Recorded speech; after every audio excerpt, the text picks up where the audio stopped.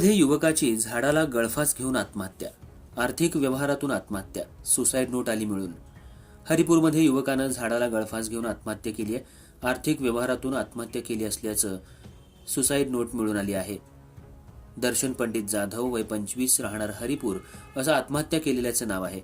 Special rescue फोर्सच्या मदतीने मृतदेह शवविच्छेदनासाठी सांगली शासकीय रुग्णालयात हलवण्यात आला, तर या घटनेची नोंद सांगली शहर पोलीस ठाण्यात झाली आहे।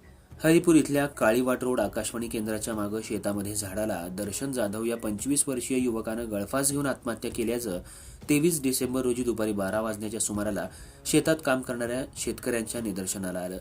त्यांनी याची माहिती सांगली शहर पोलिसांना कळवली। पोलीस घटनास्थळी दाखल झाले। पोलिसांनी स्पेशल रेस्क्यू फोर्सला पाचारण केलं। पोलिसांनी पंचनामा केला असता मृतदेहाजवळ सुसाईड नोट मिळून आली आहे। ही आत्महत्या आर्थिक व्यवहारातून झाली असल्याची माहिती पोलिसांनी दिली आहे। स्पेशल रेस्क्यू फोर्सचे कैलास वडर, चेतन माळी, राजू मोरे, महेश गव्हाणे, शिवराज टाकळी आणि आमिर नदाफ यांनी पंचनाम्यानंतर मृतदेह सांगली शासकीय रुग्णालयात उत्तरीय तपासणीसाठी हलवलाय।